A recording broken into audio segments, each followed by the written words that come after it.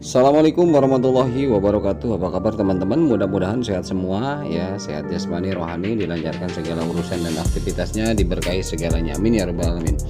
Baik teman-teman ya, kembali ke Pi Network, aplikasi teman-teman di dashboard ya. Ada informasi dari core team seperti ini. Ini udah lama sebetulnya, dari beberapa hari yang lalu, atau ada ya 1 pekan ya teman-teman ya. Ini remember to complete my checklist nih. Saya rasa saya berpikir dari kemarin kayaknya memang harus bukan hanya di Twitter saja saya mengingatkan teman-teman ya, tapi di channel saya juga harus diingatkan, karena memang bukan apa-apa, teman-teman juga mungkin banyak yang baru gabung ya, atau belum lama menjalankan ini, belum begitu betul-betul paham. Mau nggak mau ya saya juga berpikir bahwa nggak ada salahnya saya ulangi lagi ya, saya informasikan lagi. Dan teman-teman juga kalau memang merasa mengajak saudaranya atau temannya ya coba dibantu ya, karena teman-teman sendiri yang ngajak mereka, jadi mereka yang belum tahu coba dibimbing, dibantu bagaimana ini persiapan ya. Kalau udah core team seperti ini artinya ada sesuatu ya, mengingatkan untuk checklistnya ini. Terlebih mungkin apakah persiapan buat migrasi ya, apakah perapihan daripada sistem pendistribusian nanti dari sana ya. Ini memang banyak ya, banyak hal. Apakah mungkin memang ini tanda sebentar lagi akan mainnet. Nah, makanya diingatkan oleh core team bahwa kita harus melengkapi checklist mainnetnya. Bagaimana dan seperti apa ya, kita coba. Makanya saya buatkan video ini, kita coba satu persatu ya, kita pahami. Nah teman-teman, ketika klik menu ya, 3 garis di pojok kiri atas, maka akan keluar menu seperti ini teman-teman ya, akan keluar menu seperti ini. Maka teman-teman tinggal klik aja mainnet ya di sini ya, tinggal klik mainnet. Nah maka nanti akan terlihat pratinjau saldo mainnet Anda. Nah di bawahnya ini kan ada ya, ada saldo yang belum terverifikasi, ada saldo yang dapat ditransfer, ini yang migrasi kedua yang akan ditransfer ya, totalnya di sini. Jadi bukannya ini secara keseluruhan saja dari awal menambang sampai akhir ada di warna kuning. Kemudian ketika yang sudah termigrasi pada migrasi tahap awal kemarin itu ada di yang warna ungu ya, dimigrasikan ke mainnet. Itu artinya kita sudah ada di posisi mainnet akun kita dan koin Pi kita. Nah kalau yang akan ini ada di tengah ya teman-teman ya. Nah ini adalah koin kita. Kemudian ini ada daftar periksa mainnet. Teman-teman ini tinggal diklik saja ya teman-teman ya, diklik saja. Ini harus dicek satu-satu biar teman-teman jelas juga. Ini klik saja. Nah maka akan muncul seperti ini teman-teman. Nah ini yang pertama, unduh aplikasi Pi Browser, selesai ya, artinya kita sudah punya aplikasi Pi Browsernya. Nah ini akan hijau. Kemudian yang kedua, buat dompet Pi. Ketika memang sudah dibuat dompet Pi-nya di Pi Browser tadi, maka ini pun akan berwarna hijau, artinya sudah oke. Kemudian konfirmasi dulu, kita sudah buat dompet, harus dikonfirmasi dulu, dikaitkan dompet kita. Nah di sini banyak perkara kasus juga. Ketika teman-teman yang belum paham ya, bikin dompet pertama, kemudian prasenya hilang atau apa perkaranya, akhirnya bikin dompet kedua.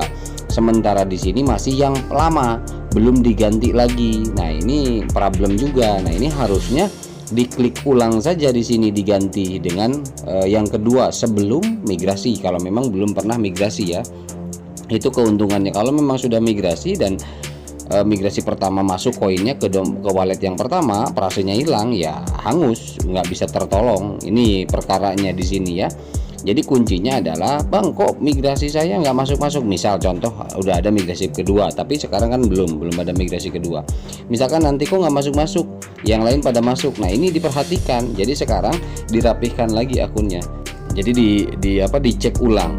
Nah alamat dompet ini apakah sama dengan yang dengan yang di Pi Browser kita, di dompet kita. Kalau memang sudah sama dengan yang terbaru, oke, berarti aman dan ini akan hijau. Kemudian selanjutnya berkomitmen pada konfigurasi. Nah ini komitmen pada konfigurasi, ketika memang kita diklik di sini nanti akan masuk. Jadi konfigurasi ini adalah untuk mengatur ya, berapa persen yang di lock up, berapa persen yang tidak di lock up, dan yang di lock up berapa lama. Nah, itu memang ketentuan dari core team dan kita harus mengatur di sana. Pengaturan itu bukan core team yang menentukan lamanya, jumlah koinnya berapa ya. Mirip lah dengan staking intinya ya. Karena di sini di lockup ini ada profit juga yang akan kita dapat ya. Coba misalkan kita masuk nih ya di konfigurasi. Nah, jadi ketika kita masuk ke konfigurasi, pengaturan penguncian akan seperti ini. Teman-teman, ini presentasi penguncian misalkan 50%. Durasi pengunciannya 6 bulan misalkan, berarti profit yang didapat 48 ya, 48,85%. Kalau dikunci durasi pengunciannya 1 tahun ya, tapi apa namanya, koin jumlahnya yang dikunci mau berapa, mau setengahnya 50%, apa 90%, atau 100%. Nanti presentase yang didapat pun di sini akan berbeda gitu teman-teman. Bisa digeser aja, kelihatan ini presentasinya berapa, ini juga digeser, kelihatan presentasinya berapa ya, seperti itu. Nah, ini harus dicek ya. Kemudian di bawah itu ada apa namanya, konfirmasi, tombol konfirmasi di bawah warna biru ya, itu diklik aja. Kalau sudah diatur di sini tinggal diklik konfirmasi. Nah, kemudian kita kembali ke mainnet checklist. Jika memang ini dirasa sudah konfigurasi, dirasa sudah yakin rapi dan pasti tidak akan dirubah, anggaplah tadi 6 bulan selama 50% dari total aset, ya sudah, berarti ini nanti akan hijau juga. Nah, kemudian langkah selanjutnya ini kirim aplikasi KYC. Nah, teman-teman yang belum mendapatkan KYC, artinya tinggal menunggu saja undangan KYC-nya dan diusahakan dicoba setiap hari akses ke Pi-browsernya untuk KYC. Diklik, dicek udah ada bisa isi nggak atau bisa ajuin nggak gitu ya. Nah, kalau misalkan memang ada otomatis undangan, ya langsung kerjakan.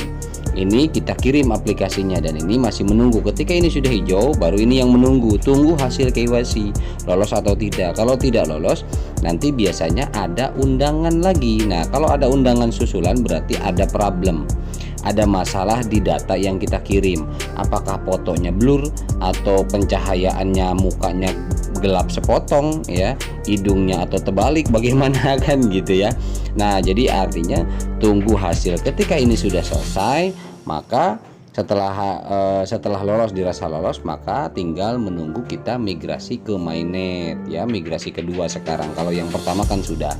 Nah, kita tunggu migrasi ke mainnet, dan migrasi ini kuncinya ingat kembali lagi ke sini, dompet, alamat kita harus betul. Jangan sampai tadi alamat yang dicantumkan dompet pertama kita bikin 2 kali ternyata belum dirubah ke yang baru, ini bahaya ya.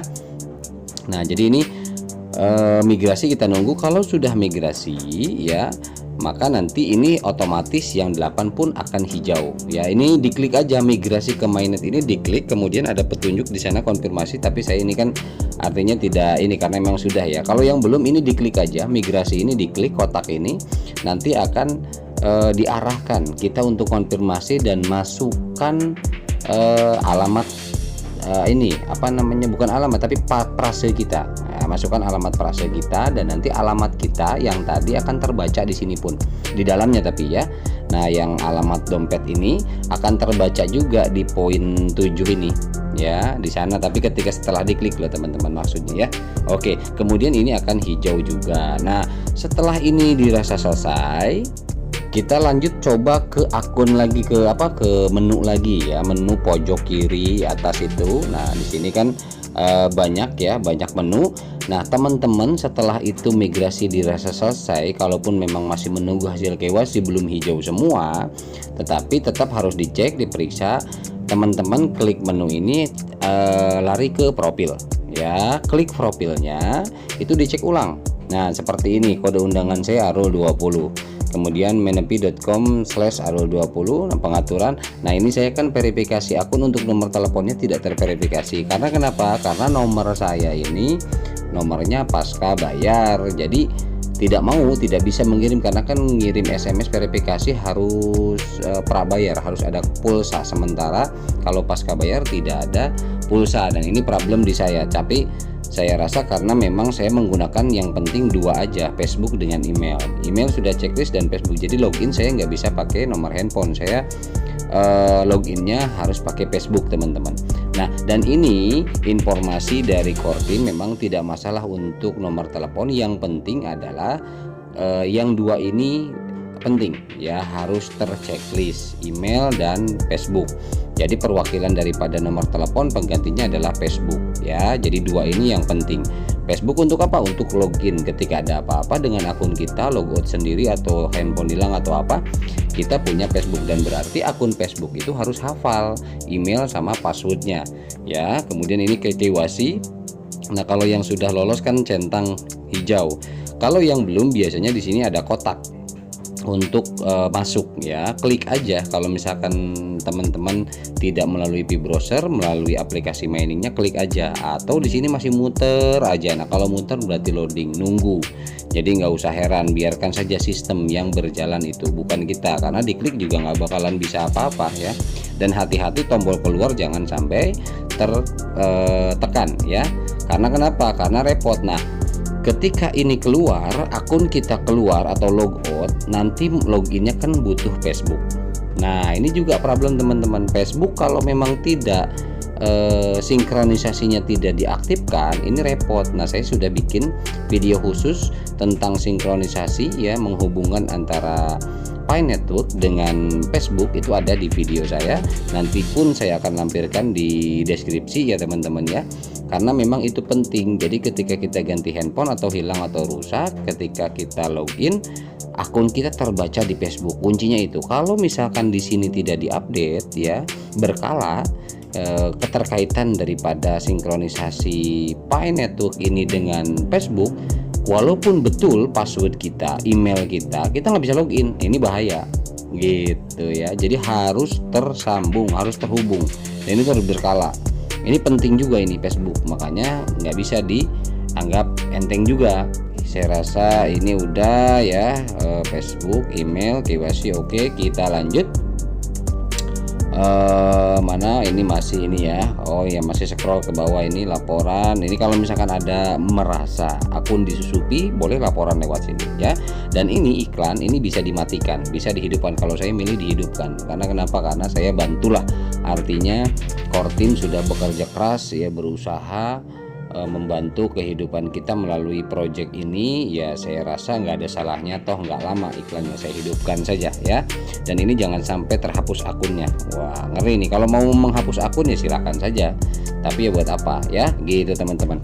Oke, itu informasi seputar aplikasi daripada Pi Network itu sendiri. Nah, sekarang ada informasi tambahan teman-teman ya. Oke ya, ini dari Pi Network, tapi ini bukan Nicholas asli dan bukan akun resmi Pi Network ya. Ini hanya penambang saja, namun namanya saja di Pi Network. Nah, di sini dia mengatakan, ingatlah untuk melengkapi daftar periksa mainnet Anda. Tonton video yang diperbarui di pengumuman layar utama Pi untuk mempelajari cara menyelesaikan setiap langkah daftar periksa. Jadi ini adalah ada videonya. Nah, teman-teman diklik aja ya, diklik aja videonya kan di mana? Nah, di sini teman-teman watch video. Nah, ini adalah video penjelasan tentang ini, namun bahasa Inggris. Kalau memang tidak memahami bahasa Inggris ya kan bisa ada translate di YouTube. Itu kan ada di sini apa, di atas pojok kanan itu kan ada tulisan CC ya. CC itu untuk mendapatkan terjemah di layar bawah. Nah, itu nanti diklik aja nggak apa-apa. Jadi pengen tahu bagaimana apa yang disampaikan. Oke, ini dari Pi Network ya. Kita lanjut. Ini dari Tu ya. Dia mengatakan begini, menantikan hari Pi 14 ya, 14 Maret 2023. Apa yang akan diumumkan tim inti Pi? Pendapat saya adalah kita akan mendapatkan tanggal konkret tentang peluncuran Open Mainnet. Apa pendapat Anda? Ya, rekan perintis saya. Jadi artinya di sini dia hanya memperkirakan tanggal 14 hari ulang tahun itu adalah pengumuman resmi tanggal berapa Open Mainnet, kata kalau hasil pandangan dia. Tapi ada juga saya mendapatkan info yang mengatakan bahwa pengumuman itu akan diberikan tanggal 1 Maret. Ada. Oh iya, beda-beda lah artinya begitu ya. Macam-macam, tapi nanti artinya kapanpun mainnya. Tetapi kalau saya pribadi memang melihat Open Mainnet ini itu kemungkinan besar memang tahun ini, tetapi saya belum tahu itu akan terjadi di P-Day 1 atau P-Day 2. Nah, diantara itu teman-teman ya. Kalau saya melihat akan terjadi di PD1 apa PD2, kita lihat aja nanti. Karena kalau secara utilitas memang sudah mumpuni ya untuk open mainnet. Kalau secara utilitas ya, ekonomi juga sudah mulai, saya rasa dari segi kematangan ekonomi walaupun belum sempurna tapi sudah mulai menggeliat ya. Sirkulasi daripada ekosistem Pi Network ini ya, barter di mana-mana dan lain sebagainya itu sudah mulai tumbuh.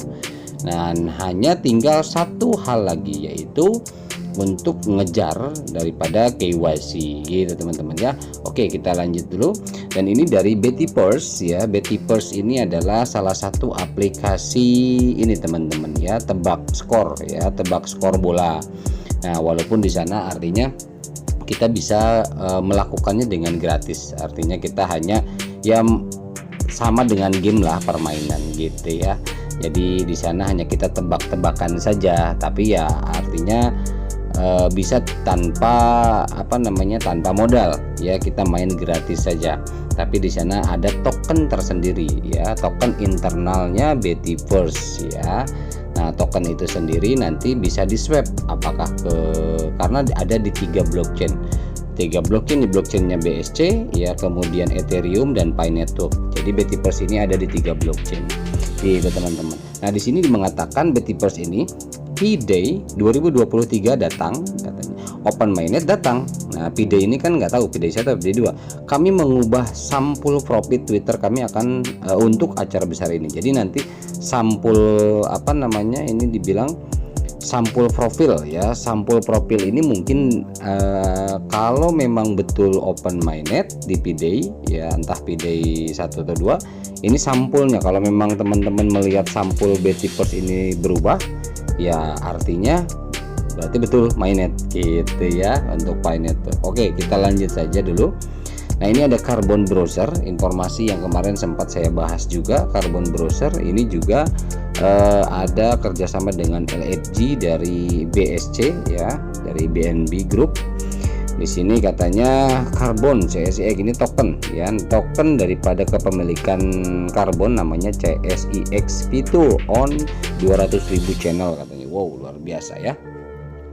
Oke, kita lanjut. Nah, ini juga info tambahan, ada Telk Internasional, Teltok mungkin ya ini ya artinya ya. Telk Internasional ini sudah mulai prepare juga. Jadi banyak yang mau prepare teman-teman.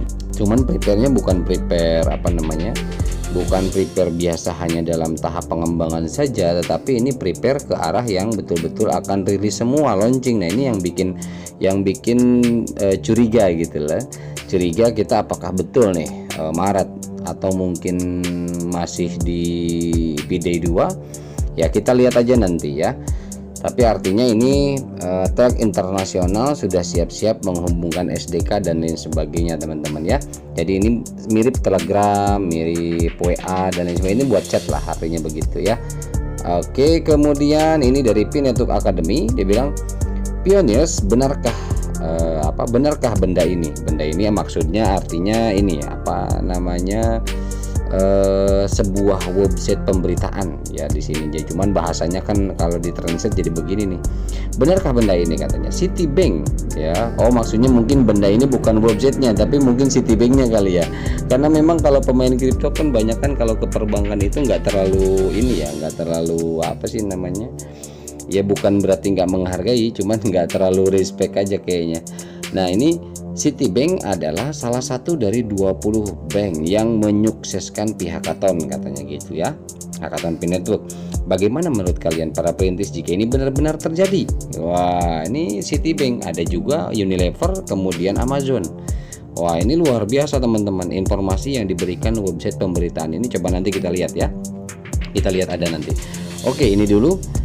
Very important for those who could not verify the phone number and really on Facebook only. Nah, yang saya jelaskan tadi di awal, the pioneers whose account has been verified via Facebook, he must log into the Facebook page and renew this permission.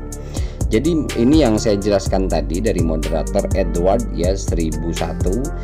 Jadi Facebook ini utama. Jadi ketika teman-teman katanya ini tidak terverifikasi nomor teleponnya, tetapi harus dipastikan Facebook ya, hanya Facebook yang harus terverifikasi. Untuk apa? Untuk login. Nah, jadi ini sih katanya setting. Jadi keterkaitan antara aplikasi Pi Network dengan Facebook ini harus betul-betul aktif terus. Nah, makanya kan saya bilang video saya ada ya, untuk menyeting itu dan mengecek itu video saya ada, nanti di deskripsi teman-teman silakan. Nah, ini untuk melindungi aplikasi dan website katanya. Login via Facebook, masuk dengan Facebook ya.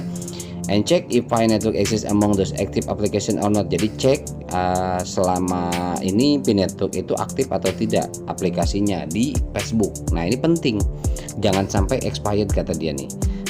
Kan jadi itu nanti kalau expired tinggal diaktifkan lagi di Facebooknya ya, aplikasi Pi Networknya itu diaktifkan lagi di Facebook kan teman-teman. Nah, ini jelas seperti yang saya jelaskan tadi ya. Oke, kemudian ini Pitogo Service ya, dari Pitogo informasi ada keterampilan dan aktivitas Anda diamankan dengan Pitogo Apps, pembaruan yang lebih menarik di layanan sosial sedang dimuat. Nah, ini juga sedang dimuat lagi. Apa? Ini bagi kreator-kreator ya, video, editor-editor video, gambar dan sebagainya. Ini menampung ya. Pitogo juga coba mengaplikasikan ya, atau keterampilan atau kreativitas kita itu bisa diamankan di Pitogo katanya. Diamankan tuh mungkin apakah bisa diperjualbelikan atau apa, kita nggak tahu. Nah, ini baru update ya, informasi update. Jadi semua penyempurnaan ini terus ya, terus dan Pitogo ini yang kita tahu adalah salah satu pemenang hackathon di tahun kemarin 10 terbesar ya. Jadi ini aplikasi bukan aplikasi ini, jadi aplikasi barometer, makanya penyempurnaan pun lebih bagus gitu ya. Oke, saya rasa itu. Kemudian kita coba cek yang mengiklankan tadi tentang perbankan.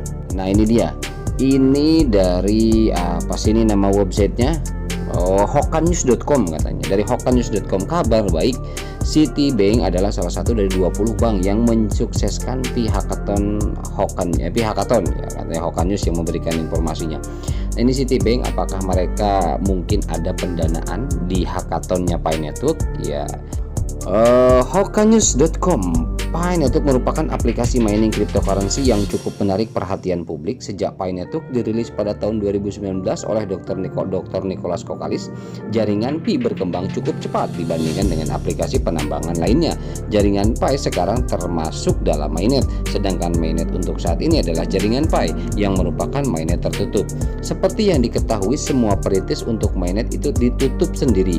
Koin jaringan Pi yang kami peroleh dari aplikasi penambangan yang didirikan oleh Dr. Nicholas Kokalis tidak dapat dilebur menjadi uang fiat ya, jadi nggak bisa.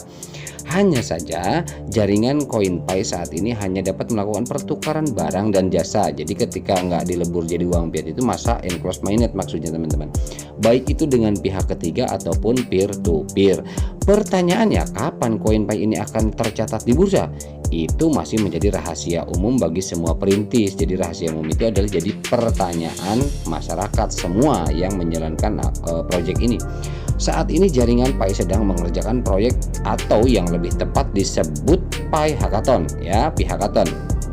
Pi Hackathon yang terdiri dari jaringan Pi telah menarik cukup banyak perhatian investor. Jadi Pi Hackathon ini betul-betul, makanya kenapa yang daftar 4.300 lebih. Entah sekarang saya belum cek ya, apakah tembus 4.500 lebih dan mungkin bahkan 5.000, saya belum cek lagi. Tapi memang itu angka yang cukup fantastis, saya bilang luar biasa, karena belum ada sejarahnya sebuah project cryptocurrency yang ketika sebelum mainnet sampai sebegitunya gitu ya.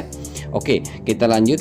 Pi Hackathon yang berdiri di jaringan Pi telah menarik cukup banyak perhatian investor. Selain itu, baru-baru ini ada kehebohan dengan Carbon Browser. Nah, ini kemarin videonya saya sudah jelaskan, Carbon Browser ya, sudah buatkan videonya yang akan diintegrasikan ke dalam browser Web3.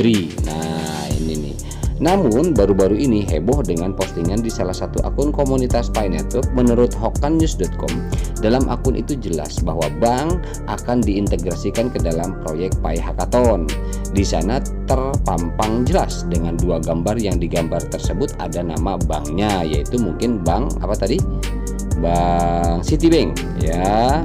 ada namanya di Pampang Citibank ya, nama banknya. Selain itu juga jelas bahwa gambar yang dipublikasikan oleh akun komunitas jaringan Pi di Twitter ada di blockchain Pi gitu teman-teman. Jadi lagi-lagi saya nggak bisa, ada satu hal memang yang belum bisa saya utarakan di channel ini terkait dengan apa yang saya temukan sebelum Pi Network dibentuk, sebelum Pi Network diluncurkan tahun 2019.